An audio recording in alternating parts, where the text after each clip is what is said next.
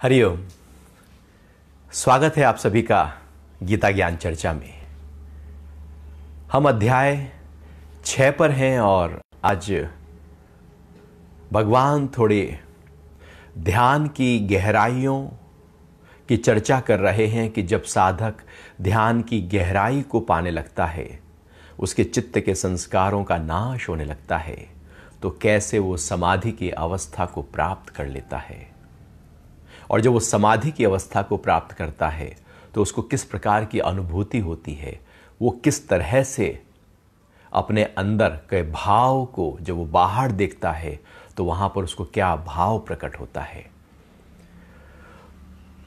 तो अध्याय 6 और श्लोक 28 भगवान कह रहे हैं कि इस प्रकार पाप मुक्त हुआ योगी आत्मा में लीन होकर सहज रूप से ब्रह्म के स्पर्श से होने वाले अत्यंत सुख का अनुभव कर लेता है।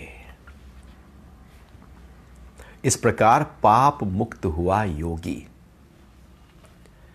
किस प्रकार कि जो पहले भगवान कहते आए हैं कि योग अभ्यास करो, योग साधना करो, योग युक्त हो, तो वो जो और उसका तरीका बताया, बैठने का तरीका बताया, ध्यान का तरीका बताया और धीरे धीरे धीरे धीरे ध्यान की गहराइयों की बात की। तो जैसे जैसे हम ध्यान की गहराइयों में उतरने लगते हैं तो क्या होता है कि अगर हम स्थूल स्तर पर देखें तो हमारा शरीर ठहर जाता है और शरीर की सारी हलचलें थम जाती हैं। और यदि और गहरे स्तर पर देखें तो हम पाएंगे कि मेरी जो इंद्रियां हैं, अब इंद्रियों की भी जो हलचल है, भागम भाग है, वो थम जाती है। थोड़ा और गहरे जाएं तो जो मन इंद्रियों को बाहर की तरफ दौड़ा रहा था या मन में जो ख्याल चल रहे थे, विचार चल रहे थे, वो भी थम जाते हैं। फिर और गहरे स्तर पर देखें तो पीछे कोई विकार भी उस समय नहीं रहता और बुद्धि में जो संशय रहते हैं वो भी उस समय कहीं डिसॉल्व हो चुके होते हैं और अहंकार का भाव भी नहीं रहता। तो धीरे धीरे धीरे धीरे और हम ध्यान में बैठे हैं तो सारी शक्ति, ऊर्जा जो बाहर की तरफ लगातार बहे जा रही थी, वो इकट्ठा होनी शुरू हो जाती है।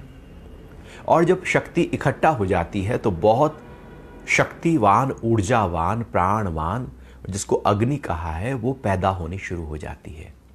इसको योग अग्नि कहते हैं, ज्ञान अग्नि कहते हैं। तो योग अग्नि जैसे ही पैदा हो, योग अग्नि का मतलब है कि बाहर की तरफ जो जा रही थी उसको अंतर्मुखी करना। तो जैसे ही वो सारी शक्ति अंतर्मुखी होती है तो एक अग्नि, जिसको योग अग्नि कहते हैं, वो योग अग्नि करती क्या है। जब वो अग्नि ऊर्जा, चूंकि सब कुछ ऊर्जा से चल रहा है, इकट्ठा होकर प्राणा में, चूंकि प्राण से ही सब कुछ गति कर रहा है, अब प्राणा में वो इकट्ठा हो जाती है अग्नि ऊर्जा। और प्राण में ही हमारे चित्त के सारे जो संस्कार है वो वहां पर विद्यमान है। तो जैसे ही प्राण में अग्नि बढ़ती है और पहले से ही वहां पर जो संस्कार पड़े थे, न जाने कब कब के पड़े हैं, अब के भी पड़े हैं और पहले भी पड़े हैं, तो वो इकट्ठा अग्नि होने के कारण से उन इकट्ठा हुए संस्कारों को स्वाहा करने का काम कर देती है। तो धीरे धीरे धीरे धीरे रोज के अभ्यास से वो संस्कार स्वाहा होने लगते हैं। एक भीतर यज्ञ शुरू हो जाता है। एक जैसे यज्ञ बाहर हो रहा होता है, ऐसे योगी जो है वो अंदर यज्ञ कर रहा होता है और चित्त के संस्कारों को स्वाहा कर रहा होता है।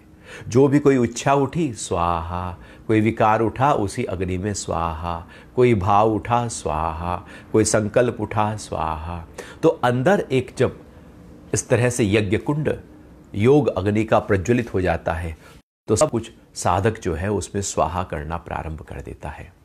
और जैसे जैसे वो स्वाहा होता चला जाता है, साधक के सारे पापों का नाश होने लगता है। अर्थात वो पाप है, चित्त में इकट्ठा कुछ भी है वो पाप है। पाप का मतलब है जगत में जो किया सब पाप।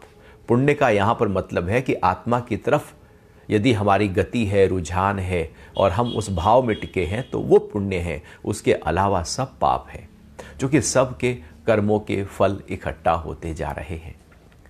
तो जैसे जैसे हम योग की साधना करते जाते हैं, पापों का नाश होने लगता है। क्योंकि ये पाप ही है जो बांध रहे हैं, जन्म मरण का कारण बने हुए हैं, जो दुखों की तरफ लेकर जा रहे हैं। लेकिन हम शुद्ध बुद्ध चैतन्य आत्म तत्व हैं, लेकिन पाप के कारण से हम अपने उस भाव को अनुभव नहीं कर पाते, क्योंकि एक पर्दा आ गया आगे। तो जो पर्दा है, योग साधना उसी पर्दे को हटाने का काम करती है। जैसे आंख में कैटरेक्ट हो गया हो तो फिर सर्जरी के माध्यम से उसको हटाया जाता है, झिल्ली को हटाया जाता है, मोतियाबिंद को हटाया जाता है और आंख फिर से साफ देखना शुरू कर देती है। आंख के पीछे रोशनी है, लेकिन मोतियाबिंद आंख के बाहर के पर्दे पर आ गया था, उस झिल्ली को साफ कर दिया जाता है, आंख फिर से साफ देखने लगती है। लेकिन जब मोतियाबिंद होता है, आंख देखने की क्षमता भी रखती है, लेकिन अब देख नहीं पा रही है, क्योंकि एक पर्दा आ गया है। ऐसे ही पाप का एक पर्दा चित्त के स्तर पर जब इकट्ठा होने लगता है, तो आत्मा का जो प्रकाश है, अनुभूति है, आनंद है, वो अनुभव नहीं हो सकती, क्योंकि वो एक पर्दा है और हम उसी पर्दे के आधार पर पूरे जीवन को देख रहे होते हैं। तो जब है ही पर्दा, जैसे चश्मा लगा है काला, तो उसके आधार पर ही हम सब कुछ देख रहे होते हैं, तो सब काला दिख रहा होता है। तो यहां पर आंख में कुछ प्रॉब्लम नहीं, लेकिन चश्मा ही काला है। बाहर भी कुछ प्रॉब्लम नहीं, बाहर सब काला नहीं, वो तो चश्मा काला था। तो जब चश्मा ही हमने ठीक कर लिया, बदल लिया, तो फिर बाहर का सब कुछ हमें उसी अनुरूप दिखाई देने लगता है। तो ऐसे ही जो पाप है, चित्त में पड़े हुए सारे संस्कार हैं, विकार हैं, जब उनकी हम सफाई कैसे करेंगे? योग साधना से, और कोई तरीका नहीं है। तो योग के अभ्यास से हम उनकी सफाई करने लगते हैं, और जैसे जैसे वो साफ होने लगते हैं, क्योंकि योग हमारे शरीर की भी सफाई करता है, शरीर की बीमारियों को भी दूर करता है, वो मन की भी सफाई करता है, मन के विकारों को भी दूर करता है, वो भावना की सफाई भी करता है और भावनात्मक विकारों को भी दूर करता है। तो योग केवल शरीर की बीमारियों को दूर करने के लिए नहीं है, बल्कि धीरे धीरे अभ्यास करते करते वो तो गहरे स्तर पर साफ करता चला जाता है। और योगी एक जमादार है जो लगातार झाड़ू लगा रहा है अपने भीतर, वो सफाई कर रहा है। जितनी सफाई हो जाएगी, उतना ही जो मैं हूं उसका अनुभव होना शुरू हो जाएगा। तो पाप रहित जब हम हो जाते हैं, तो भगवान कह रहे हैं कि वो आत्मा में लीन होकर सहज रूप से ब्रह्म के स्पर्श से होने वाले अत्यंत सुख का अनुभव कर लेता है। तो अब चित्त साफ हो गया, अब अंदर कोई भी विकार नहीं रहा, कोई राग नहीं, कोई द्वेष नहीं, कोई अहंकार नहीं, एकदम प्रेम ही प्रेम मेरे अंदर। एक विशालता, एक शांति हमारे अंदर लगातार अनुभव हो रही है। तो जब ये अनुभव होने लगती है, तो हम आत्मा का जो भाव है, उस भाव में अपने आप को टिका देते हैं। तो जैसे उस भाव में आते हैं, वो भाव ही अब हमें क्या करता है कि ब्रह्म के स्पर्श का अनुभव करा देता है। जो ब्रह्म है, जो संपूर्ण ब्रह्मांड में ओतप्रोत है, जो परमपिता परमात्मा सब जगह व्याप्त है, अब उसका अनुभव होना शुरू हो जाता है। तो सबसे पहला स्टेप है चित्त की सफाई हो जाए, पापों का नाश हो जाए, आत्मा में लगातार हम टिकने लगे, और फिर ब्रह्म का स्पर्श वहां पर होना प्रारंभ हो जाता है। तो जब हम उस अपने भाव में टिककर ब्रह्म का स्पर्श कर रहे होते हैं, तो एक अत्यंत सुख की प्राप्ति होनी प्रारंभ हो जाती है। अत्यंत मतलब जिसका कोई अंत नहीं है, अनंत सुख। जैसे आप कभी समुद्र में जाओ बीच में पानी के जहाज से, और देखो तो चारों तरफ ही पानी पानी है। तो इधर देखो पानी, जिधर देखो पानी, दूर दूर तक कोई और छोर नहीं, आपको लगेगा अरे ये तो धरती पानी से भर गई है। तो ऐसे ही अब सब जगह जब ब्रह्म का अनुभव होने लगता है, तो अंदर जो अनुभव होता है वो सुख जिसका कोई अंत नहीं है। जिधर भी आपकी दृष्टि है, जो भी भाव उठे, जो भी विचार आए, जो भी कृत्य हो, सब सुख के साथ हो रहा होता है। एक ऐसा सुख अंदर प्राप्त हो चुका होता है जिसकी सब तलाश है, आपको, मुझको, और उसकी तलाश के लिए बहुत कुछ कर रहे हैं। हम धन कमा रहे हैं उस सुख की तलाश के लिए, हम बहुत कुछ खरीदारी कर रहे हैं उस सुख की तलाश के लिए, बहुत पदार्थों को इकट्ठा कर रहे हैं उस सुख की तलाश के लिए। लेकिन वो सुख थोड़ी देर का है। जब तक पदार्थ नहीं मिला तब तक तो लगेगा उसमें सुख, मिल जाएगा तो फिर वो अत्यंत सुख नहीं, लगातार रहने वाला सुख नहीं। पदार्थों के सुख आते हैं जाते हैं, एक अंदर सुख है जो रहता है, और वो तब होगा जब हम उस अनंत के साथ अपने आप को एक करना प्रारंभ कर देंगे। तो जैसे ही हम एक करना प्रारंभ कर देते हैं तब अत्यंत सुख का अनुभव प्रारंभ हो जाता है, और ये अत्यंत सुख का अनुभव ही हमारी जो साधना है, जो ध्यान की गहराई है, उसको प्राप्त करा देता है। अर्थात अब समाधि की अवस्था हमने प्राप्त कर ली है। तो समाधि की भी अनेक प्रकार के स्टेजेस होती हैं। जैसे जैसे हम साधना की गहराइयों में बढ़ते चले जाते हैं, समाधि का स्तर ऊंचा होता चला जाता है। महर्षि पतंजलि ने समाधि को बहुत ही विस्तृत रूप से वर्णन किया है कि साधक की स्थिति क्या है, अंदर चित्त में अभी कौन से भाव है, कौन से भूत के स्तर पर वो है, कहाँ पर वो टिका है। उसके आधार पर उस समाधि का एक नाम है। एक संप्रज्ञात समाधि है और एक असंप्रज्ञात समाधि है। तो ये जो अभी संप्रज्ञात समाधि की बात भगवान कह रहे हैं कि अत्यंत सुख का अनुभव कर लेता है, और फिर जब आगे बात कर रहे हैं तो वो असंप्रज्ञात समाधि की बात कर रहे हैं, जिसको महर्षि पतंजलि कहते हैं। महर्षि पतंजलि कहते हैं कि जब व्यक्ति साधना कर रहा होता है और लगातार गहरे साधना में होता है तो कि पुराने संस्कारों का नाश धीरे धीरे उस साधना से हो जाता है, लेकिन साधना के संस्कार चित्त के अंदर इकट्ठा होने लगते हैं। जैसे आप पोछा लगा रहे हैं तो आप सारे पैर तो हट जाएंगे, हमारे ही पैर रह जाएंगे आखिर में। तो वो बाद में उस साधना के संस्कारों का नाश के लिए भी एक और ऊंची साधना की जाती है, पर वैराग्य की साधना होती है, वीत राग की साधना होती है। अब वो वैराग्य से भी ऊपर की साधना होती है।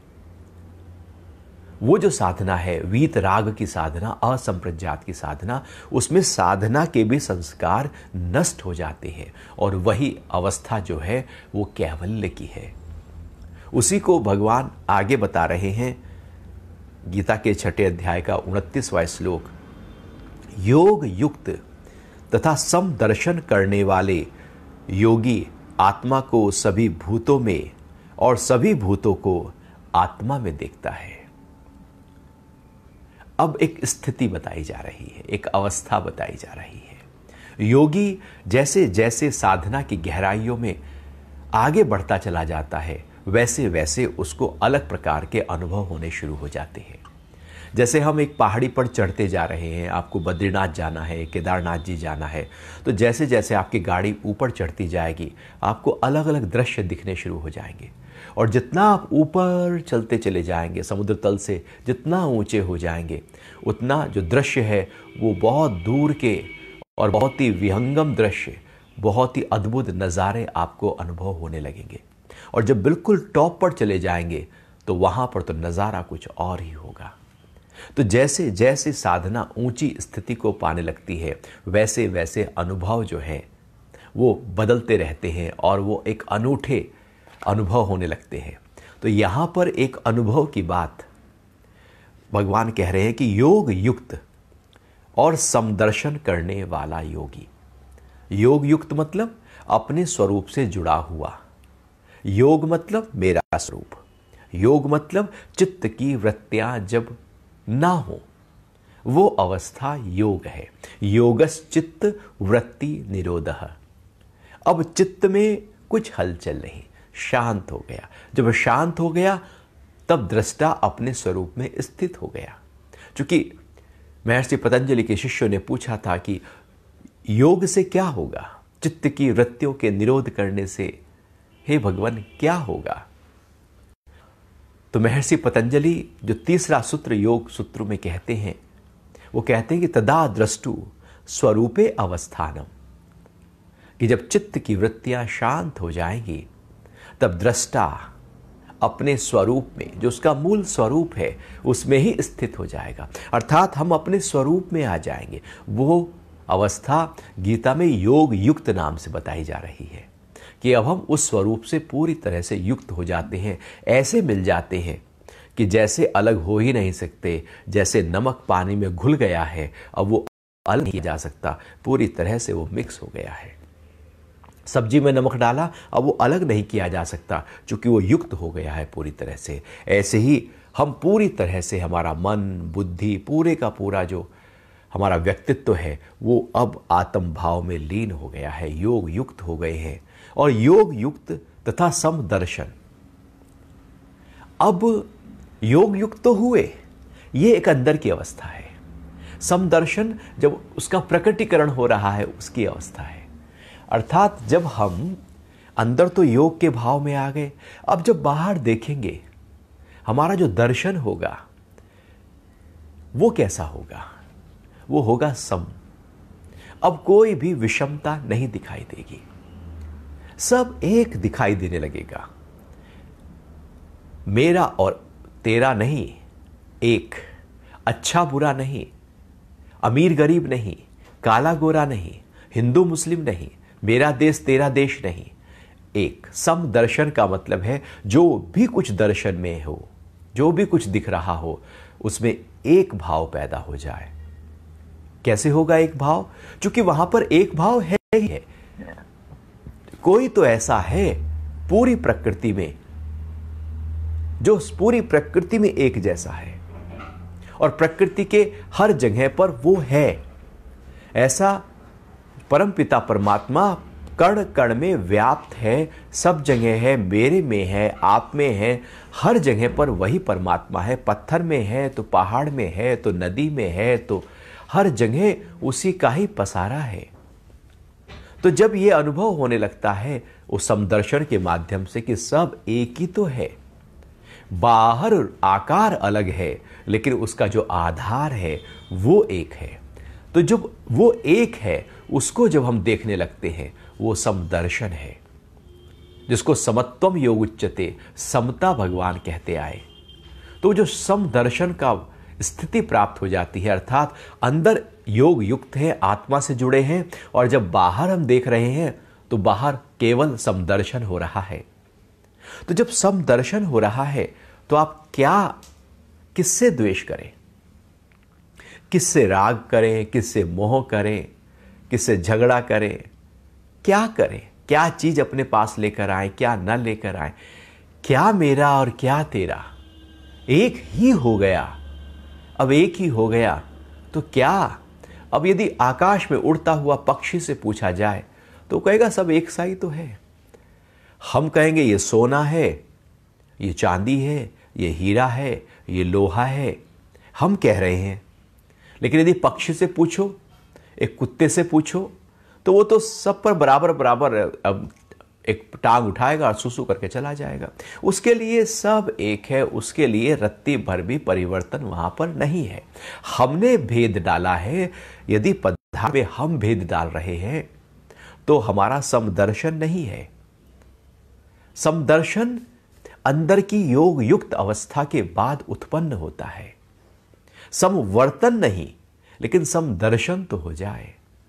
अभी तो दिखते ही अलग अलग हैं, भेद है, मेरा तेरा दिखता है। तो मेरा तेरा योग की अवस्था नहीं, ये तो भोग की अवस्था है। जो मेरा तेरा करे फिर वो योग समदर्शन की स्थिति में स्थित है ही नहीं। इसलिए सर्वत्र समदर्शन, सब जगह समदर्शन का अनुभव जब होने लगे योगी को, तो समझो कि वो अपने से जुड़ गया है। अब हर पदार्थ के पीछे वो जो परम पिता परमात्मा है वो दिख रहा है। वो पदार्थ नहीं बल्कि पदार्थ को धारण करने वाले को देख रहा है। वो पहले पदार्थ और उसके बाद परमात्मा को नहीं बल्कि परमात्मा को ही दिख रहा है। वो पदार्थ दिख ही नहीं रहा है, केवल परमात्मा ही दिख रहा है। जैसे सुनार को केवल सोना दिखाई देता है, उसकी कारीगरी दिखाई नहीं देती, केवल वो सोना देखता है और कुछ नहीं देखता। तो वो जो स्थिति है जब वो पैदा हो जाती है हमारे अंदर, समदर्शन का भाव आ जाता है, वही स्थिति प्रेम की है, वही कैवल्य की है, वही मुक्ति की है, वही परम आनंद की है। और कोई परम आनंद नहीं। जब सब जगह उसी का ही पसेरा दिखाई दे तो बस परम आनंद है। तो आत्मा को सभी भूतों में और सभी भूतों को आत्मा में देखता है। तो अब जब हमारे अंदर वो आत्म भाव का अनुभव हो गया, तो हमने अपने उस आत्म भाव को पूरी तरह से एकदम आत्म साक्षात करना। तो अब क्या होगा? अब दूसरी बात भगवान कह रहे हैं कि फिर जब बाहर आप देखेंगे तो वहां पर भी वही जो अंदर है वही बाहर दिखेगा। चिड़चिड़ापन अंदर है तो चिड़चिड़ापन बाहर होगा, क्रोध अंदर है तो क्रोध बाहर होगा, फ्रस्ट्रेशन अंदर है तो उसी का प्रकटीकरण बाहर होगा। अंदर से नाराज व्यक्ति चीज़ों को पटकता है, फेंकता है, वो बिखरता हुआ चलता है, उसके शब्द बिखरे हुए होते हैं, वो जैसा होता है वैसा ही प्रकट हो जाता है, कुछ और थोड़ी हो सकता है, वो तो वैसा ही होगा। तो अंदर जब आत्मदर्शन हो गया तो बाहर भी उसको हर जगह वही आत्मदर्शन होने लगता है और वो सब जगह आत्मा को ही देखने लगता है। और जितने भी भूत हैं, जितने भी पदार्थ हैं, जो भी भूत मतलब जो भी एक आकार बन गया है, 5 महाभूतों से एक पदार्थ बनता है, आकार बनता है। तो 5 महाभूतों का इकट्ठा रूप ही एक पदार्थ का रूप लेता है। तो जो पदार्थ है, पूरा जो संसार है, ब्रह्मांड है, जगत है, वो अब क्या देख रहा है साधक कि सब जगह आत्मा है और पदार्थ उसके अंदर है। और दूसरा, और पदार्थ के अंदर भी आत्मा है, अंदर भी वही है तो बाहर भी वही है। अब अंदर और बाहर अलग अलग नहीं है, सब भूतों में भी उसी को और सब भूतों में भी बाहर भी उसी को देखता है। तो ये एक ऊंची और एक बहुत ही गहरी स्थिति है, अवस्था है।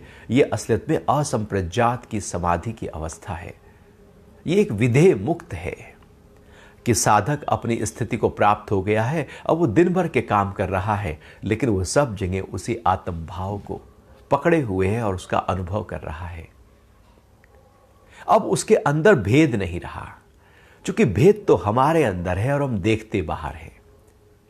द्वेष हमारे अंदर है और देखते बाहर है, क्रोध हमारे अंदर है और देखते बाहर है। सब कुछ हमारे अंदर है। हम तो केंद्र हैं, बंधन के भी और मुक्ति के भी। यदि हम बंधन के केंद्र बन जाएं तो सब कुछ हम बांध लेंगे, और मुक्ति के केंद्र बन जाएं तो सब कुछ हम, जो भी कुछ है वो हमारी मुक्ति में सहायक हो जाएगा। और यदि बंधन का केंद्र बने हैं तो सब कुछ हमारे बंधन के कारण बन जाएंगे। वो 1 रुपया भी बंधन का कारण बन जाएगा, बांध लेगा, लगातार वासना वहां टिक जाएगी। और यदि अंदर मुक्ति को हमने पूरी तरह से पल्लवित किया है, पुष्पित किया है, उसको केंद्र को हमने प्रकट किया है, तो आपके पास राजाओं जैसे ठाठ भी क्यों ना हो, तब भी कोई चीज आपको बांध नहीं सकती, क्योंकि वो केंद्र तो अंदर पैदा करना है, बाहर से, परिधि से उसका कोई लेना देना नहीं। महत्वपूर्ण तो केंद्र होता है कि मैं किस केंद्र पर खड़ा हूं। जहां मैं खड़ा होता हूं वही प्रकट हो जाता है। तो आत्मा में खड़े होने पर हर पदार्थ में आत्मा और सारे पदार्थ उसी आत्मा में अनुभव होने लगते हैं। फिर भगवान इसको और गहरे स्तर पर अगले श्लोक में बता रहे हैं, और ये अध्याय 6 का 30वां श्लोक है। भगवान कह रहे हैं कि जो सब में मुझे देखता है और मुझ में सबको देखता है, उसके लिए मैं कभी अदृश्य नहीं होता और ना ही वह कभी मुझसे अदृश्य होता है। और गहरी बात, भगवान कह रहे हैं कि जो सब में मुझे देखता है, अर्थात जो भी वो देख रहा है, क्योंकि देखना है, सुनना है, स्पर्श करना है, सब कुछ करना है इंद्रियों से बाहर की तरफ। तो भगवान कह रहे हैं कि जो सब में मुझे देखता है। अब ये जो देखने की प्रक्रिया है ये किससे होगी? एक देखने की प्रक्रिया हमारी इन आंखों से होती है।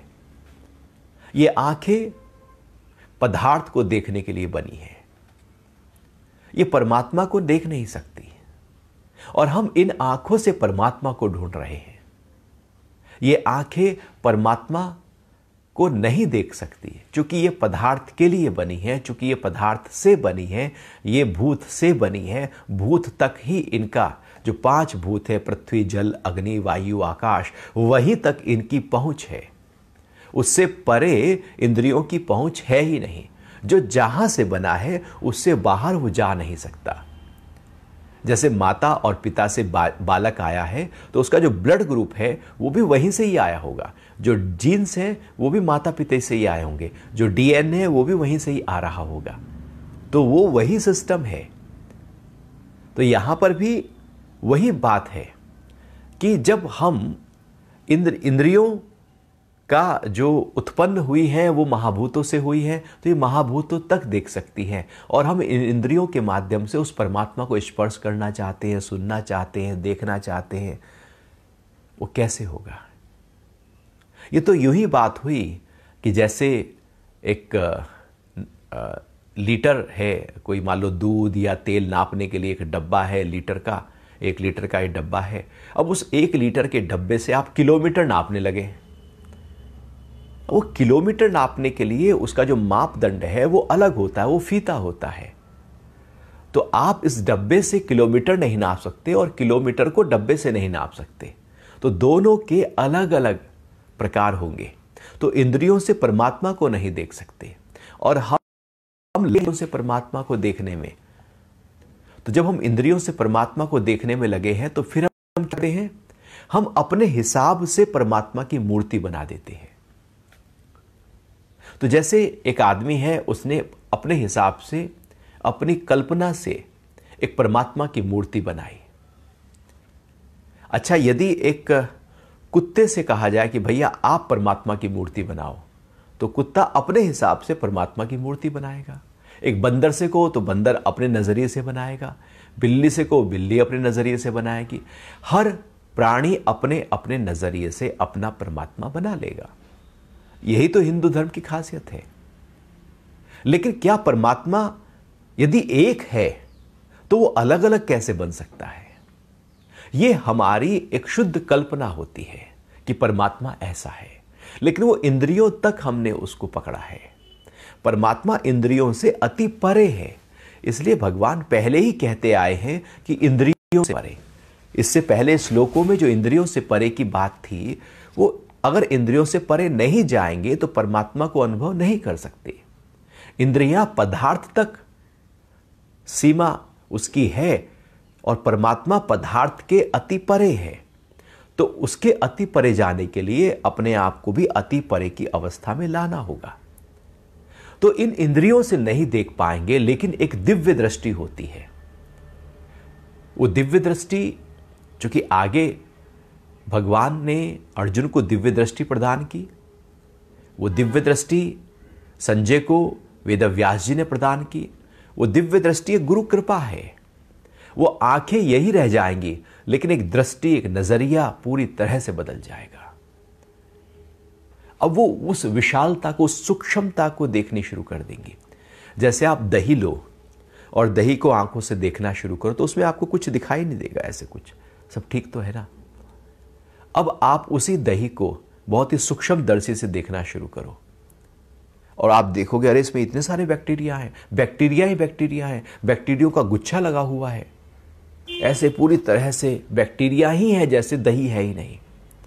तो हमारी ये आंखें केवल उसको, उसका जो बाहर का रूप है उसको देख रही हैं, लेकिन उसके अंदर की जो है वो देख नहीं पा रही। जैसे हमारी आंखें किसी को शरीर को बाहर देखें, लेकिन उसकी हड्डी कैसे देखेंगी? इसलिए वो एक्सरे के माध्यम से उसकी हड्डी को देखा जाता है। और नस नाड़ियों को देखने के लिए एमआरआई कराया जाता है कि छोटी छोटी ब्रेन की नस नाड़ियाँ और बैक की और सब जगह की, देखिए कहाँ पर इम्पैक्ट आया है। तो अब आंखें देख नहीं पाएंगी, क्योंकि आंखों की पहुंच है, उसकी एक सीमा है, वो सीमा तक कार्य करेगी, उसके परे नहीं जाएगी। परमात्मा असीम है, तो जो सीमा, जिसकी सीमा है वो असीमता को कैसे देख सकता है? तो इंद्रियों से परे जाकर जब हम अपने स्वरूप में टिकते हैं तो फिर कि जब हम बाहर की तरफ देखते हैं तो हमारी ये आंखें ये नहीं रहती, अब वो आंखें दिव्य हो जाती हैं। दिव्य का मतलब है कि आत्मा के प्रकाश के साथ में अब हम युक्त हो गए हैं। अब जो इंद्रियां हैं वो आत्मा का अनुभव करती हुई बाहर की तरफ प्रकट हो गई हैं। तो जैसे ही आत्मा का अनुभव होता है तो हमारी दृष्टि दिव्य हो जाती है, मन दिव्य हो जाता है, बुद्धि दिव्य हो जाती है, पूरे ही दिव्य हो जाते हैं। तो ये जो दिव्यता है, डिविनिटी है, वो हमारे अंदर प्रकट हो जाती है। और जो डिविनिटी, जो डिवाइननेस हमारे अंदर आती है, फिर क्या होता है कि सब में परमात्मा हम देखने लगते हैं। सबके अंदर परमात्मा देखते हैं और सब जगह बाहर परमात्मा देखते हैं। अब परमात्मा के अलावा कुछ और दिखता नहीं। तो जिधर देखता हूं उधर तू ही तू है। चूंकि मैंने अपने अंदर तुझे देख लिया है, अब तू ही रह गया, मैं नहीं रह गया। अब मैं देखने वाला नहीं रहा, अब तू ही तू हो गया। अर्थात वो परमात्मा ही रह गया, मैं भी नहीं रहा। तू मतलब मैं भी हूं। जब हम कहते हैं तू ही तू है, इसका मतलब मैं भी तो कहीं हूं, तभी तो हम तू कह रहे हैं। तो तू मैं के आधार पर खड़ा है। तो तू जब मैं के आधार पर खड़ा है तो ये जो स्थिति है यहां पर परमात्मा ही है। अब मैं नहीं रहा, तू नहीं रहा, एक ही हो गया। तो पदार्थ में और पदार्थ के बाहर सब जगह जो सब में मुझे देखता है और मुझ में सबको देखता है। जैसे एक मछली है और वो पानी में है तो सब जगह वो पानी ही पानी दिखाई देगी। जैसे आप देख रहे हैं तो हम आकाश चारों तरफ देख रहे हैं, आकाश ही आकाश है। और यदि अंदर भी देखें तो वहां भी आकाश है। जो भी खाली स्थान है वो सब आकाश है। खून दौड़ रहा है, खून जब दौड़ता है तो उससे आगे एक स्पेस होता है, स्पेस के कारण से उसकी दौड़ होती है। यदि पूरा खून पैक हो जाए तो दौड़ नहीं सकता, गति नहीं कर सकता। स्पेस के आधार पर यह सारी गति होती है। इसलिए जब हम खाना खाते हैं तो थोड़ा सा कम खाते हैं जिससे स्पेस रह जाए और मूवमेंट के लिए जगह मिल जाए और पाचन अच्छी तरह से हो जाए। तो जो स्पेस है वो अंदर भी है, वो बाहर भी है। लेकिन हम क्या करते हैं, हम स्पेस देखते कहां है? हम तो पदार्थ को देखते हैं। स्पेस होते हुए भी स्पेस को नहीं देखते, आकाश होते हुए भी आकाश को नहीं देखते। हम केवल पदार्थ को देखने लगते हैं, क्योंकि हमारी नजर केवल पदार्थ पर टिक जाती है। पदार्थ आकाश ही है लेकिन दिखता नहीं। जैसे मोह के कारण से सब होते हैं लेकिन दिखते अपने ही वाले हैं और कोई दिखता नहीं। इसलिए कहते हैं मोह में व्यक्ति अंधा हो जाता है, अर्थात केवल वो उसे ही देखता है, बाकी वो कुछ देखता नहीं। तो माया में जब हम होते हैं तो केवल हम पदार्थ को देखते हैं, उसके अलावा हम कुछ नहीं देख पाते, क्योंकि वो नजरिया हमारे पास नहीं होता। लेकिन जैसे ही वो नजरिया डेवलप हो जाता है, पैदा हो जाता है, पदार्थ नहीं दिखता, अब वो दिखता है जिसमें ये पदार्थ है। तो अब परमात्मा ही परमात्मा, जैसे स्पेस ही स्पेस, आकाश ही आकाश दिख रहा हो। तो जो आकाश पहले देख रहा है, बाद में पदार्थ देख रहा है, उसके लिए आकाश महत्वपूर्ण हो गया। जो पहले पदार्थ देख रहा है, बाद में आकाश देख रहा है, उसके लिए पदार्थ महत्वपूर्ण हो गया। तो पहले हम क्या देख रहे हैं? पहले हम किसी व्यक्ति को देख रहे हैं, या पहले हम उसमें मोह देख रहे हैं, या उससे लाभ देख रहे हैं, उससे काम वासना देख रहे हैं। हम देख क्या रहे हैं? हमारा नजरिया क्या है उसके प्रति? तो जो नजरिया है वही महत्वपूर्ण हो जाता है। तो देखने की प्रक्रिया अब भगवान कह रहे हैं कि परमात्मा की हो जाती है, क्योंकि आत्मा जब अंदर अनुभव हो गई तो बाहर केवल वही प्रकट होने लगता है। अब सब में परमात्मा देखने लगता है और सबको परमात्मा में देखने लगता है। वैसे भी देखा जाए तो पूरे ब्रह्मांड में परमात्मा ही तो व्याप्त है। वो व्याप्त है कण कण में। हमारी धरती तो इतनी छोटी सी है, ब्रह्मांड के नजरिए से देखा जाए तो धरती जैसे आप कोई एक धूल का कण उठाओ और उसको हाथ पे रखो, वो जितना कण है ना, छोटा सा, ऐसी हमारी धरती है उस आकाश, उस अनंत ब्रह्मांड के नजरिए से। अब उस इतनी सी जो धूल का कण है वैसी तो धरती है हमारी, दूर से कहीं पहुंच जाओ तो दिखेगी भी ना, ढूंढ भी नहीं पाओगे धरती कहाँ है। इतने से में हम हैं। अब परमात्मा है पूरे ब्रह्मांड में व्याप्त। अब इतने से में रहकर फिर हम कितने होंगे?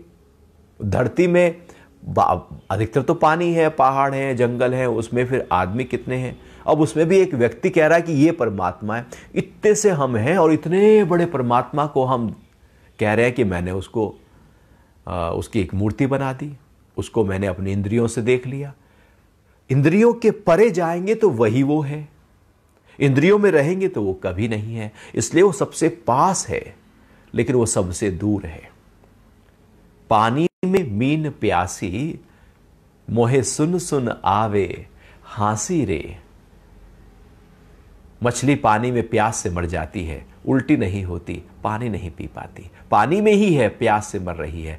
हम ऐसे ही समुद्र में पूरी तरह से, जैसे समुद्र में चारों तरफ मछली के पानी ही पानी है, हमारी भी चारों तरफ परमात्मा ही परमात्मा है, अंदर भी वही है, बाहर भी वही है, लेकिन हम उसको देख ही नहीं पाते क्योंकि हमारा नजरिया वो नहीं है। हम तो केवल पदार्थ देखते हैं। विकारों के कारण से हम बाहर व्यवहार करते हैं, विकारों से परे तो कभी देखा ही नहीं कि कितने अनंत हैं हम। हमारी जो अनंतता है, हमारी जो असीमता है, उसका पता नहीं होता। उसी की प्रक्रिया है यह साधना। जैसे ही अंतरतम की यात्रा प्रारंभ होती है वैसे वैसे हम विशाल विराट होते चले जाते हैं। जैसे जैसे बहिर्मुख होते हैं वैसे वैसे सिकुड़ते चले जाते हैं। उस अनंत विराट को अनुभव करना हो, विशाल को अनुभव करना हो तो अंदर जाना होगा, तो फिर वो परमात्मा ही परमात्मा का अनुभव होने लगेगा। तो भगवान कह रहे हैं उसके लिए मैं कभी अदृश्य नहीं होता और ना वह कभी मुझसे अदृश्य होता है। अब ऐसा व्यक्ति जो है, ऐसा जो साधक है, ऐसी स्थिति को जिसने पा लिया है, अब वो हर जगह परमात्मा दिख रहा है। अब ऐसा कोई स्थान नहीं जहां पर परमात्मा नहीं।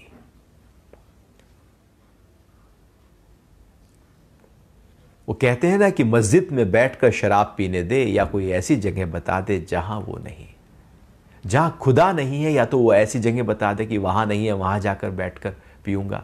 तो जब सब जगह वही है तो मस्जिद में भी वही तो मस्जिद के बाहर भी वही, मंदिर में भी वही तो मंदिर के बाहर भी वही। यदि मूर्ति में परमात्मा है तो उसके दाएं बाएं क्या है? वो एक एनर्जी का सेंटर है, लेकिन उसके दाएं बाएं भी परमात्मा उतना है जितना वहां पर है। हर पदार्थ में उतना है जितना एक मूर्ति में है। वो सब जगह उतना ही पूरी तरह से व्याप्त है। जैसे दूध के हर कण में उतना ही घी है जितने दूसरे कण में, उतना पूरी तरह से व्याप्त है परमात्मा। तो भगवान कह रहे हैं कि अब मैं उसके लिए अदृश्य नहीं होता और वो भी मेरे लिए अदृश्य नहीं होता, क्योंकि मैं उसे देख रहा हूं तो वो मुझे देख रहा है, मैं उसमें हूं, वो मुझ में है। इतना घुल मिल जाते हैं कि आत्मा और परमात्मा पूरी तरह से हम घुल मिल जाकर, लीन होकर अब अलग नहीं हो सकते। अब उसी भाव में हम अपने आप को रखते हैं। लगातार हम परमात्मा, उस दिव्यता का अनुभव कर रहे होते हैं और दिव्यता ही बन जाते हैं। तो अब दो नहीं रहते, अब एक हो जाते हैं। यह जो अवस्था है, यह असंप्रज्ञात समाधि के बाद में जो कैवल्य की अवस्था महर्षि पतंजलि कह रहे हैं, वही है निर्वाण की अवस्था, जिसको बुद्ध कह रहे हैं, जिसको मोक्ष कहा जा रहा है, मुक्ति कहा जा रहा है। वो यही अवस्था है। इस अवस्था में आकर ये दिव्यता का अनुभव साधक को होने लगता है। फिर आगे भगवान कह रहे हैं 31वें श्लोक में अध्याय 6 के, एकात्म भाव वाला जो मुझे सब प्राणियों में स्थित जानकर मेरा भजन करता है, वह सभी प्रकार से बरतता हुआ भी मुझ में ही बरतता है। एकात्म भाव वाला, एकात्म मतलब एक आत्मा। आत्मा तो एक है, दो नहीं है। ऐसा नहीं कि मेरी आत्मा अलग है, तेरी आत्मा अलग है, हाथी की आत्मा बड़ी है, चींटी की आत्मा छोटी है। आत्मा अलग नहीं होती। आकाश कोई अलग थोड़ी होता है, वो तो एक ही है, क्योंकि वो सब जगह व्याप्त है। अब ऐसी कोई जगह नहीं है जहां पर वो व्याप्त ना हो। जहां वो व्याप्त ना हो वहां पर फिर यदि कुछ और आए तो वो 2 हो जाएंगे। आत्मा 2 तब होंगी जब वो कहीं पर जगह तो बचे। वो है ही घन सच्चिदानंद घन, इतना कॉम्पैक्ट, इतना ठसाठस कि वो एक ही है। तो जो एकात्म भाव वाला है, अर्थात जिसने आत्मा को एक अनुभव कर लिया है, ये अद्वैत की प्रक्रिया है। ये द्वैतवाद नहीं, ये अद्वैतवाद है कि एक आत्मा को अनुभव कर लिया है जो मुझे सब प्राणियों में स्थित जानकर मेरा भजन करता है। अब ऐसा कोई प्राणी नहीं जहां पर परमात्मा नहीं। अंगुलीमाल डाकू था तो उसके अंदर भी उतना परमात्मा जितना बुद्ध के अंदर। बुद्ध ने उसको, उस परम तत्व को अनुभव कर लिया, अंगुलीमाल ने अनुभव नहीं किया। एक अनुभव करके बैठा है, अपने दीपक को जलाकर बैठा है, एक अपने दीपक को ढक कर बैठा है, उसको पूरी तरह से मुंह मोड़ कर बैठा है। लेकिन परमात्मा दोनों के अंदर उतने ही है जितने एक के अंदर है। पापी से पापी व्यक्ति के अंदर भी उतना ही परमात्मा है जितना पुण्यात्मा के अंदर परमात्मा है या साधु के अंदर परमात्मा है। लेकिन एक केवल बाहर देख रहा है, एक पूरी तरह से उसको अनुभव कर रहा है। तो बुद्ध ने जब अंगुलीमाल डाकू को दीक्षा दी तो उसके अंदर उसका जो पाप था वो नहीं देखा। उसके अंदर जो परमात्मा है, वो जो एक महत्वपूर्ण तत्व है जो संपूर्ण ब्रह्मांड में व्याप्त है, वो देख रहे हैं। वो उसकी पूरी हाईएस्ट स्थिति को देख रहे हैं, ऊंची क्वालिटी को देख रहे हैं। वो निचली क्वालिटी को देखकर उसको छोड़ नहीं रहे हैं, क्योंकि वो देख रहे हैं कि मैंने केवल जाना है, इसने जाना नहीं, ये जान जाएगा। तो कैसे जानेंगे? वो कह रहे हैं कि मुझ में सब प्राणियों में स्थित जानकर। तो पापी हो या पुण्यात्मा हो, अच्छा हो या बुरा हो, अमीर हो या गरीब, ऐसा थोड़ी है कि अमीर में परमात्मा मिलेगा, गरीब में नहीं मिलेगा, गरीब में मिलेगा, अमीर में नहीं मिलेगा, या इस देश वाले में मिल जाएगा, उस देश वाले में नहीं होगा। ऐसा कुछ नहीं होता। सब प्राणियों में परमात्मा को जानकर। अब भगवान कह रहे हैं सब प्राणी। अब प्राणी मतलब, अब हम तो केवल अपने से समझते हैं। अब वो जो मुर्गा है वहां भी तो, वो भी तो प्राणी है। वो जो बकरा है वो भी तो प्राणी है। वो जो कुत्ता है वो भी तो प्राणी है। वो क्या प्राणी नहीं? वो जो पक्षी है वो भी प्राणी है। सारे जीव जंतु, मछली भी प्राणी है। सब प्राणी ही है। सब प्राणियों में जो परमात्मा को अनुभव करने लगता है, देखने लगता है, और फिर उसको देखकर सब प्राणियों में और उसी का ही भजन करने लगता है, अर्थात उसी का ही गुणगान करने लगता है, उसी की याद में रहता है, उसी भाव में अपने आप को रखता है। भजन मतलब परमात्मा के भाव में अपने आप को मिला देने की प्रक्रिया। भजन मतलब जहां अहंकार नहीं, सर्वस्व समर्पण की जो प्रक्रिया पैदा होती है अपने अंदर हृदय से, उसको भजन कहते हैं।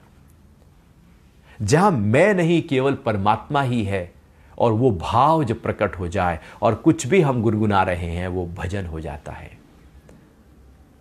क्योंकि जब व्यक्ति पूरी तरह से हृदय के साथ खुलता है तो उसके अंदर से कवित्व पैदा होता है, गीत पैदा होता है, संगीत पैदा होता है। इसलिए गीता जो है, जो गाई जाए, गायन से ही तो गीता बनी।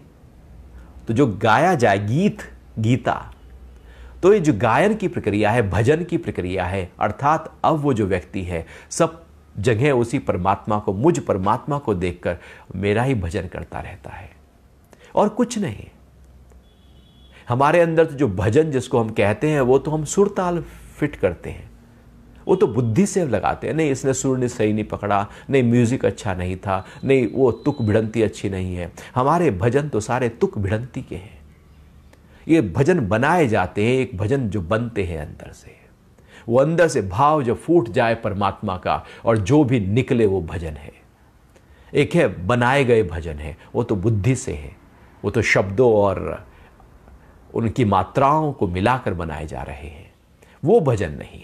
भजन जहां पर मैं नहीं रहा, अब मीरा गा रही है भजन है, मैं नहीं रहा वो ही वो रह गया। सूरदास गा रहे हैं भजन है, केवल वो ही वो की अनुभूति जिसके अंदर हो, अब जो निकल रहा है वो भजन है। तो भगवान कह रहे हैं कि जो भजन गुनगुनाते रहते हैं, जो भजन मेरा भजन करता रहता है, मुझको याद करता रहता है, मेरा ही स्मरण करता है, मेरे में ही समर्पित रहता है, वह सभी प्रकार से बरतता हुआ भी मुझ में ही बरतता है। और वो सब कुछ करेगा, सब होगा, क्या नहीं होगा, हम सभी तो करेंगे। साधक सब करेगा, योगी सब करेगा। वो घूमेगा फिरेगा, खाएगा, बाथरूम जाएगा, बात करेगा, वो धन भी इकट्ठा करेगा जिससे सारी व्यवस्था हो जाए, वो सब करेगा। कुछ छोड़ना थोड़ी है। वो व्यापार भी होगा तो परिवार भी होगा तो समाज भी होगा तो गृहस्थी भी होगी, वो सब होगा। भगवान कह रहे सब होगा, सब जगह बरतता हुआ, सब, ऐसा कुछ भी नहीं छोड़ना पड़ेगा, क्योंकि छोड़ के भी कहां जाएंगे। यदि आप शहर को छोड़कर जंगल में जाओगे तो जंगल में भी वही है जो शहर में था, हमें दिख नहीं रहा है। ऐसा थोड़ी है कि परमात्मा पहाड़ पर है और नीचे जंगल में नहीं है, या फिर शहर में नहीं है या गांव में नहीं है, हमें छोड़कर वहां जाना होगा। जहां जाओगे उसी को ही पाओगे, ऐसी कोई जगह नहीं है जहां पर वो नहीं है। तो सब प्रकार से बरतता हुआ मुझ में ही बरतता है। अब वो जहां करेगा, जो करेगा, परमात्मा में ही सब कुछ हो रहा है। अर्थात पूरी तरह से अब समर्पित कर दिया है अपने आप को कि तेरा तुझको अर्पण क्या लागे मेरा। ये परमात्मा शरीर तुझने दिया है, तेरा ही है और तेरे ही काम आए। जैसे हनुमान जी हैं, हनुमान जी को देखें तो उनका अपना कुछ नहीं, जो है भगवान राम का है।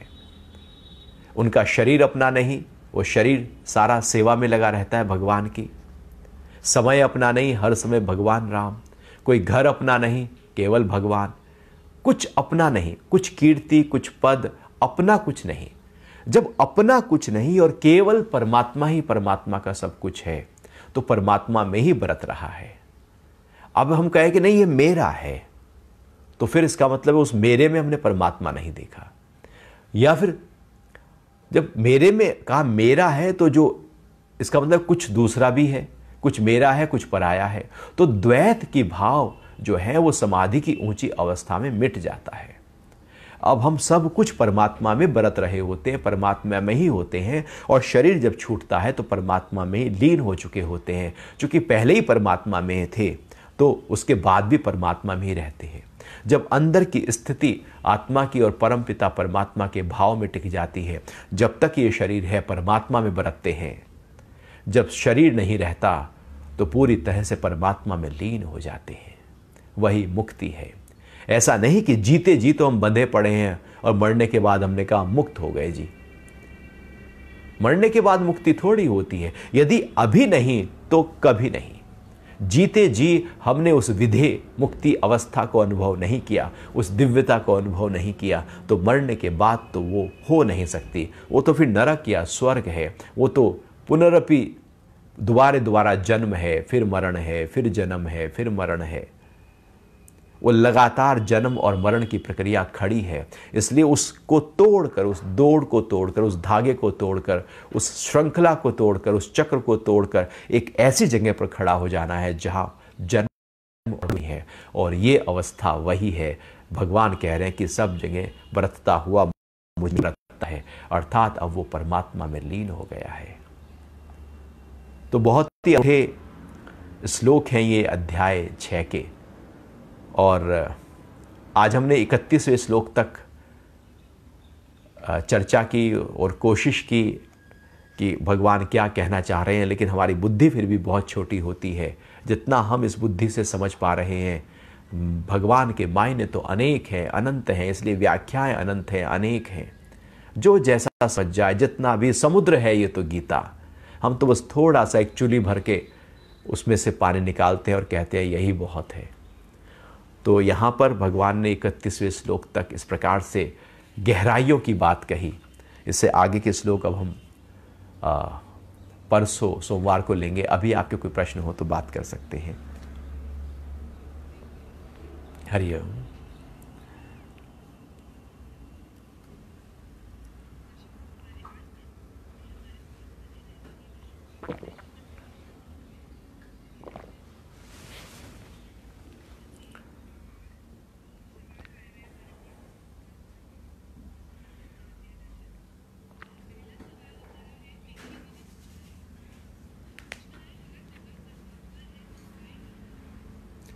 हर जगह यदि परमात्मा है तो बुराई बुराई वहां है जहां हम परमात्मा नहीं देख रहे हैं।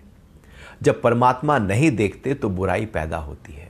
बुराई का मतलब परमात्मा का न देखना ही तो बुराई है। क्योंकि बुराई हमारे स्वार्थ के आधार पर होती है, हमारी इच्छा के आधार पर होती है। जो हम चाहते हैं, जैसा हम चाहते हैं, जिस तरह से हम चाहते हैं, जो हमारी मान्यताएं हैं, जिस तरह से हमारी परवरिश है, उसके कोई विपरीत करता है तो उसको हम बुराई कहते हैं। बुराई का मतलब है कि किसी को कष्ट पहुंचाना, झूठ बोलना, हिंसा के भाव में रहना, चोरी करना, अर्थात अव्यवस्थित तरीके से जब जीवन जिया जाता है तो बुराई प्रकट हो जाती है। अर्थात एनर्जी जब पूरी तरह से इम्बैलेंस हो जाती है तो बुराई प्रकट हो जाती है। परमात्मा है, वो तो मछली भी उसके चारों तरफ परमात्मा है, लेकिन वो प्यासी क्यों है? चूंकि वो उस पानी को पी नहीं पा रही है, चूंकि वो पलट नहीं रही है, पानी उसके अंदर नहीं जा रहा है, चारों तरफ होते हुए भी नहीं जा रहा है। चूंकि हमारा जो नजरिया है वो या तो हम कोई भी कार्य किसी काम वासना के आधार पर करते हैं, कभी भी देखना, या हम कोई कार्य क्रोध से करते हैं, गुस्से में करते हैं, झल्लाहट करते हैं, इरिटेशन में करते हैं, घबराहट से करते हैं, या हम कोई कार्य मोह से करते हैं, अरे अपने वालों के लिए ये सब कुछ करना है तो मोह से काम करेंगे, या हम लोभ से काम करेंगे, मुझे और चाहिए, मुझे और चाहिए, या अहंकार से काम करेंगे, मुझे कीर्ति, मेरा मान, मेरा अपमान किया था। तो हम जो कार्य करते हैं उसके पीछे हमारे विकार खड़े होते हैं। जब विकार को आधार मानकर कार्य किए जाते हैं तो बुराई है। जब निर्विकार अवस्था को, उस दिव्यता को आधार मानकर कार्य किए जाते हैं तो वहां कोई बुराई है ही नहीं, वो सच्चाई है। एक है बुराई, एक है अच्छाई और एक है सच्चाई। सच्चाई मतलब जो है हमारा शुद्ध स्वरूप, उस भाव में आकर जब कर्म करते हैं तो सच्चाई है। एक है कि ऊपर ऊपर से हम ठीक कर लेना चाहते हैं, अंदर से सच्चाई नहीं पकड़ी, तो वो अच्छाई है। और एक है बुराई की, कोई भी विकार आया और हमने वैसे ही करना शुरू कर दिया। तो हमारी ये स्थिति के आधार पर बुराई, अच्छाई या सच्चाई प्रकट होती है। तो जैसे जैसे हम दिव्य होते चले जाते हैं, डिवाइन होते चले जाते हैं, प्रार्थना में आते चले जाते हैं, अपने से जुड़ते चले जाते हैं, वैसे वैसे बुराई हमसे दूर होती चले जाती है। अब उस तरफ हमारा भान ही नहीं होता, क्योंकि वहां से अब हम ऊपर उठ गए हैं। जब हम ग्राउंड फ्लोर पर रहते हैं तो मक्खी, मच्छर, कॉकरोच, चूहा सब वहां पर आपको आ जाएंगे आसपास से। लेकिन आप जैसे जैसे ऊपर के तल्ले पर जाने लगते हैं वैसे वैसे वो कम होते चले जाते हैं। तो हम कहां हैं उसके आधार पर तय होगा कि हम बुराई में खड़े हैं क्या। यदि हम केवल स्वार्थ के आधार पर, केवल इच्छा और वासनाओं के आधार पर कर्म कर रहे हैं तो बुराई जरूर प्रकट हो जाएगी। परमात्मा होते हुए भी दिखाई नहीं देगा, क्योंकि हमारा नजरिया बदला हुआ है। लेकिन यदि नजरिया बदल जाए, पूरी तरह से उस दिव्यता का हो जाए, तो फिर अब बुराई कोई है ही नहीं। क्योंकि जब समदर्शन हो गया तो किससे लड़ें, किससे झगड़ें, क्या चोरी करें, क्या वासना में जाएं, अब तो सब जगह परमात्मा का ही अनुभव हो रहा है। तो हम अपना ही हाथ खुद थोड़ी काटते हैं, अपने से ही द्वेष थोड़ी करते हैं, अपने से क्रोध थोड़ी करते हैं, वो तो कहीं बाहर होता है। और जब अपना ही रूप सब जगह हो गया तो क्या बुराई। तो बुराई तब तक है जब तक उस परमात्मा को अपने भीतर अनुभव नहीं किया, और यदि अनुभव हो गया तो बुराई खत्म है। जी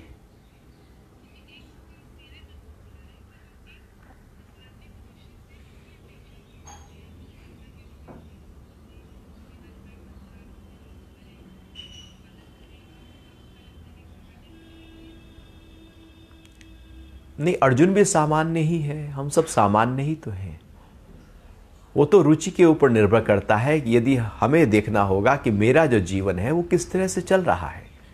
वो दुख में है, परेशानी में है, तनाव में है, क्रोध में है, झल्लाहट में है ना, अपकीर्ति में है, अपमान में है, मान की इच्छा है, असंतुष्ट है। हमें अपने आप को देखना होगा कि मेरी अभी तक की जो जीवन की यात्रा है, क्या मैं पूरी तरह से तृप्त हूँ, आराम में हूँ, आनंद में हूँ, प्रसन्न हूँ। यदि हूँ तो कोई ज़रूरत नहीं, आपके अंदर गीता उतर चुकी है, अब गीता शास्त्र पढ़ने की कोई ज़रूरत नहीं। यदि आप शांत हैं तो फिर कोई ज़रूरत नहीं। आपके अंदर सबके लिए प्रेम का भाव है तो क्या ज़रूरत है। ये तो जरूरत तब आती है जब हमारे अंदर पूरी तरह से विकृत स्थिति होती है, और जब हमारे अंदर अशांति है, तनाव है, झल्लाहट है, तो ऐसे में हम चाहते हैं ना कि मेरे जीवन में शांति आए। जैसे धन ना हो तो हम चाहते हैं ना कि धन आए, स्वास्थ्य ना हो तो हम चाहते हैं ना स्वास्थ्य आए, घर ना हो तो चाहते हैं ना कि घर आए। जो नहीं है वो चाहते हैं कि वो आए। तो धन नहीं है तो धन को पाने के लिए फिर उसके लिए कुछ आयोजन करते हैं, तो फिर धन आ जाता है। घर नहीं है उसके लिए आयोजन करते हैं, घर आ जाता है। जो नहीं है उसके लिए आयोजन करते हैं, कर्मठ होते हैं, वो आ जाता है। और यदि लग रहा है कि शांति नहीं है, सुख नहीं है, प्रसन्नता नहीं है, अक्षय सुख, वो आनंद, वो परम आनंद, लगातार रहने वाला आनंद अनुभव नहीं है, तो उसके लिए अब गीता का जो श्लोक है, गीता का जो ज्ञान है, वो यदि एक ही श्लोक, ऐसा थोड़ी है कि 700 श्लोकों को हमें याद कर कर उसको अपने जीवन में उतार लेना है। कोई एक वचन, कोई एक श्लोक पकड़ लो और बस उसको अपने धीरे धीरे जीवन में उतारते चले जाओ। अब ऐसा थोड़ी है कि गीता से हम ये कुछ शिक्षा देना चाह रहे हैं कि भैया सब गृहस्थी छोड़ो, काम धंधा छोड़ो और सब चलो एक साथ जंगल में वहां पर जाकर हम कई साल की रिट्रीट करेंगे। ऐसा नहीं है। जहां हो, जैसे हो, जिस तरह से हो, जिस परिवार में हो, जिस हाल में हो, जिस देश में हो, वहीं पर रहना है। बस अपने थोड़े से माइंड सेट को चेंज करना है। ऐसे ही जैसे एक रेडियो है, यदि वो सही प्रकार से फ्रीक्वेंसी कैच कर रहा है तो उससे बहुत ही अच्छा स्टेशन के माध्यम से बहुत ही सुंदर संगीत आपको बजेगा। और यदि आपने उसको थोड़ा सुई हिलाई और ऐसे स्टेशन पे ले गए जहां पर वो पकड़ ही नहीं रहा है, तो घें घें की आवाज आती रहेगी। आपके कान बिल्कुल ऐसे हो जाएंगे, अरे कान फटे जा रहे हैं, क्या म्यूजिक लगा दिया, बिल्कुल डिस्टर्ब कर दिया। अब हमें जीवन को देखना होगा कि हमारी जो फ्रीक्वेंसी है वो सही फ्रीक्वेंसी से जीवन चल रहा है या उसकी फ्रीक्वेंसी हट गई है।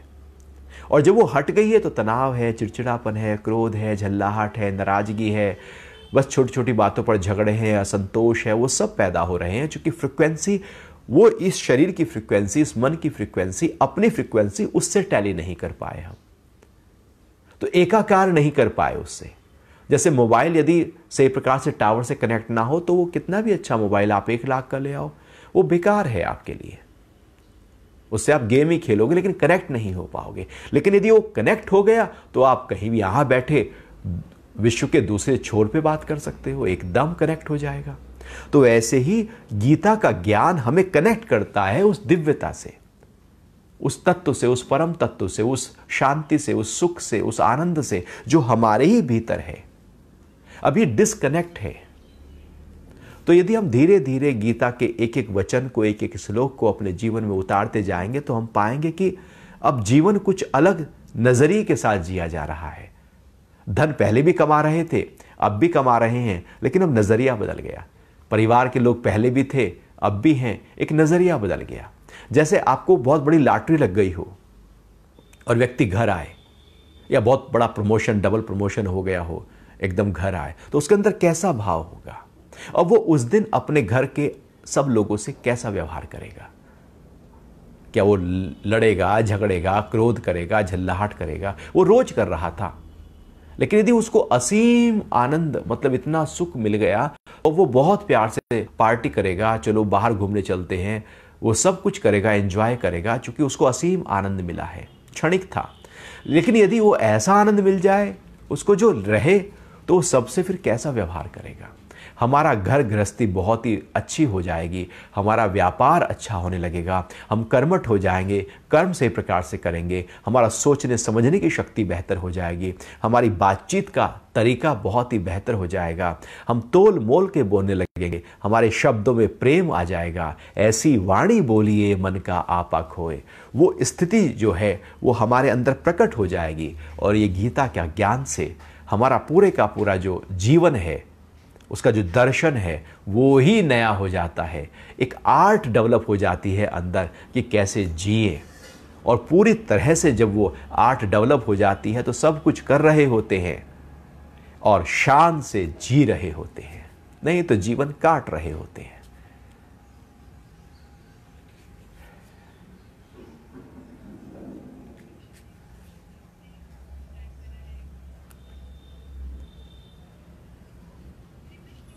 हरि ओम।